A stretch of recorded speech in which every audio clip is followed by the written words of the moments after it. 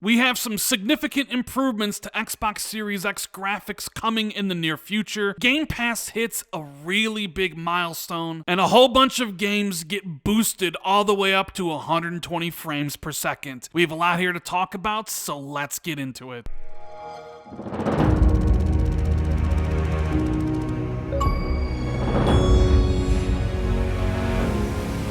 What is going on, everybody? It's Randall419, the man with the million, back again with another video. I hope everyone's having an incredible day, and if you guys can do me a huge favor, make sure you hit that like and subscribe button, and please hit that notification bell if you haven't already. Thank you so much for supporting the channel and checking out this video. It means the world to me. Alright, so we have a bunch of different topics here I'm going to discuss. One of them being Game Pass's new announcements for the rest of the month of April, and Jez Corden leaking the number of subscribers, the number of active subscribers that Game Pass has, which has led to people questioning the information on Twitter. And I'm going to explain all of that, to probably go on a rant a little bit later on in the video. And we also have a bunch of EA titles getting the FPS boost. No longer will some of these games play at 30 frames per second. They're going to be boosted up to 60 frames. And in this batch of games, almost all of them will be going up to 120 frames per second. Can't wait to talk about it a little bit later on in the video. But first, I wanted to talk a little bit about this graphics update that the Xbox Series X is getting thanks to AMD's FidelityFX technology. Now, I think this is really interesting because a lot has been made about the power of the Xbox Series X,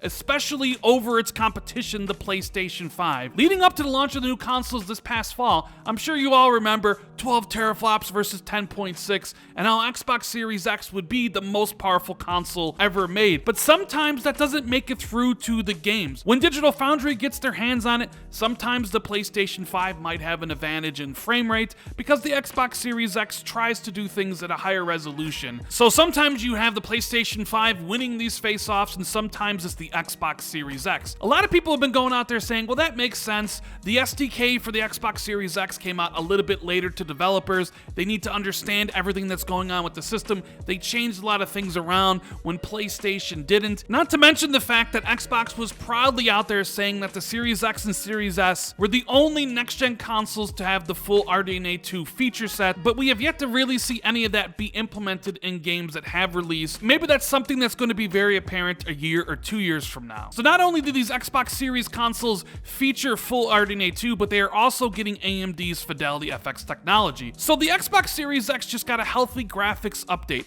It's all thanks to AMD's FidelityFX technology, which has just been added to the Series X and Xbox Series S game development kits. Not only does this mean the next-gen Xbox consoles can now get similar graphics boost as AMD-powered PCs, it gives the Xbox Series X a major boost over the PS5. FidelityFX is a piece of AI-powered software that is able to offer a number of adaptive graphics enhancements for developers to include in their games. That includes variable shading, image sharpening, ambient occlusion, screen space reflections, and more. The point being that the visuals of a game can get a significant upgrade without game performance being sacrificed in the process. That's going to be especially useful for the Xbox Series S, which is notable for having less impressive hardware than the larger and more powerful Series X. Unfortunately, since FidelityFX has only just been added to Xbox's development kits, it's going to be a while before you'll be able to experience all its benefits. After all, game development takes time, even if the developers decide it's worth retroactively adding FidelityFX enhancements to previously released titles. Now, I will be the first one to admit, I am not a tech guy. I don't really know what AMD FidelityFX means. I just thought the article was pretty interesting about how the Series X is going to see improvements down the road, whether it's through the full RDNA 2 feature set and developers getting more comfortable in understanding everything that means, or this AMD FidelityFX AI-powered software that is going to make graphics even better. I know a lot of you have the Series X. I know a lot of you are waiting to buy it.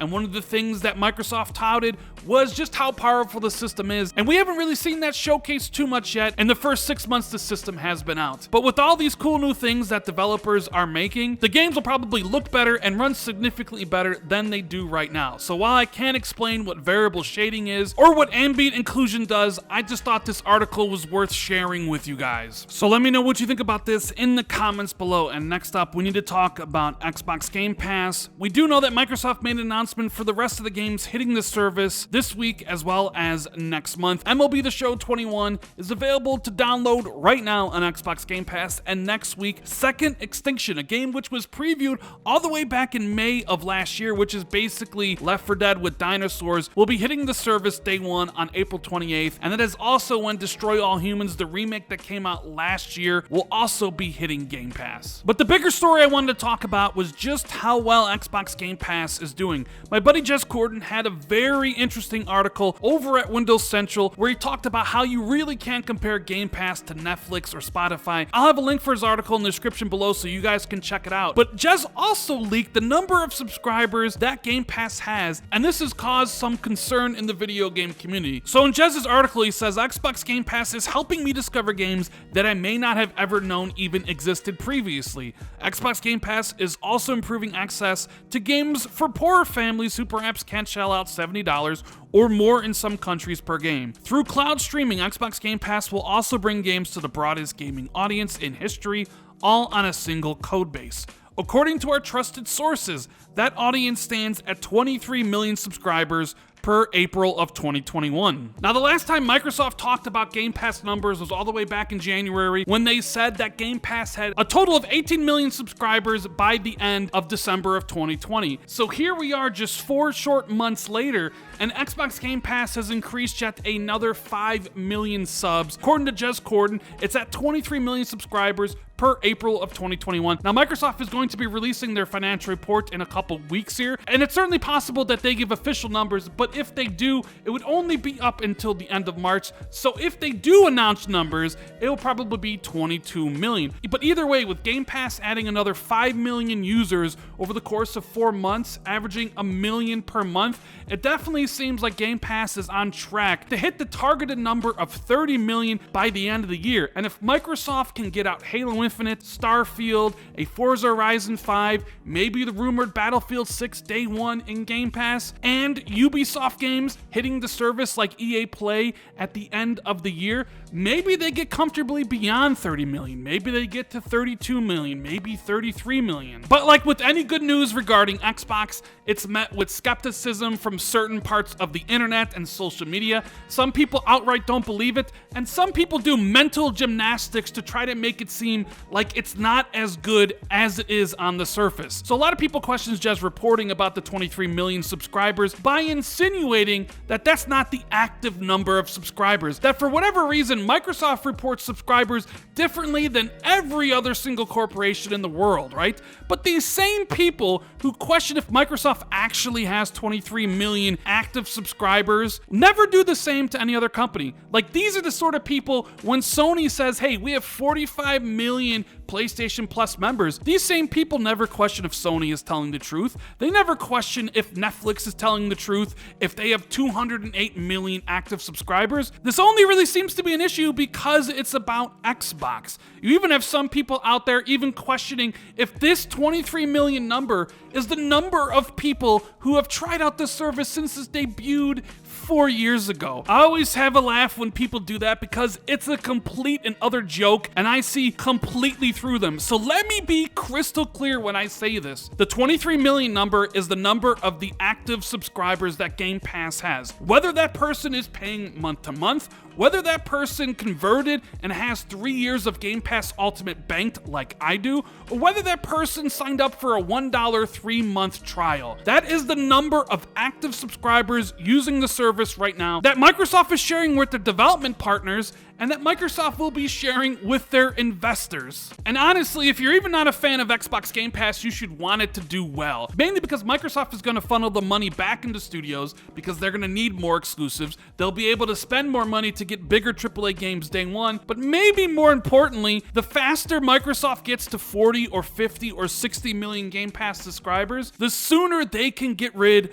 of Xbox Live Gold completely and make multiplayer free for everybody, not just for the free-to-play titles, which we have an update on that. So yesterday, Microsoft made it official. They said that today we're sharing more details on our plans to make online multiplayer and free-to-play games available on Xbox without an Xbox Live Gold membership.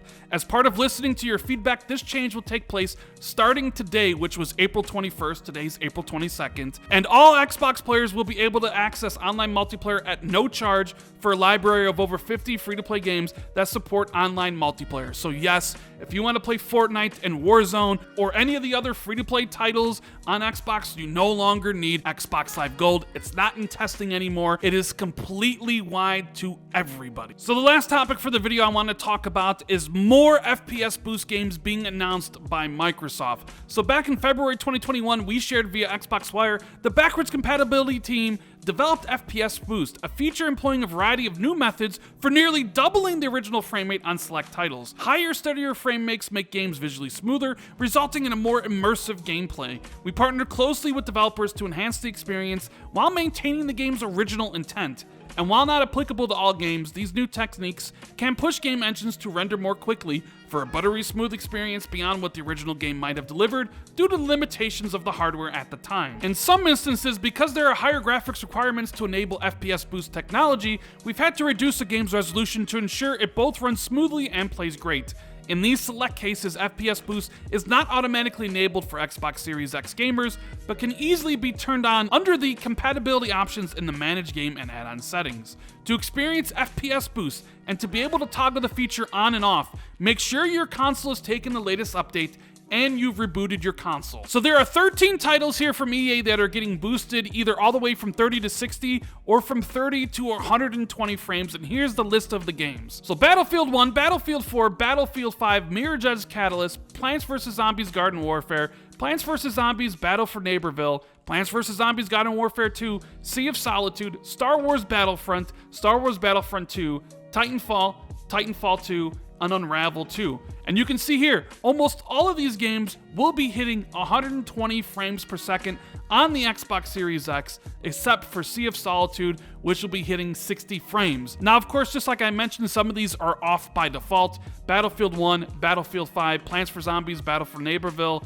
Star Wars Battlefront 2, Titanfall 2, and Unravel 2, you actually have to go into and turn it on because I think it might lower the resolution. Now, I know a lot of people will be really excited about the Battlefield games running at 120 frames or the Titanfall games running at 120 frames, but for me, one of the games I haven't played that I do own is Mirror's Edge Catalyst. I didn't play it when it came out, even though I did buy it, and I've thought about replaying it, but I really don't want to go back to 30 frames. I'm really accustomed to 60 frames and beyond with the Xbox Series X, so now that it's boosted all the way up to 120 frames per second, I think I might actually play it for the first time. So let me know below if you're interested in trying out any of these EA games that have FPS Boost enabled. Anyways, guys, that's the video. I really hope you enjoyed it. If you did, make sure you hit that like and subscribe button, and make sure you hit that notification bell if you immediately want to get notified every single time I upload a video like this. Make sure you share this on social media or tell a friend about the channel. And if you want to take your support even further, you can always hit the join button where you will get access to channel badges and emotes for the Xbox 2 podcast we do every single week with Jez Corden from Windows Central. Thank you guys so much for taking the time out of your day to watch the video. It means the world to me, and I'll see you in the next one. Later, guys.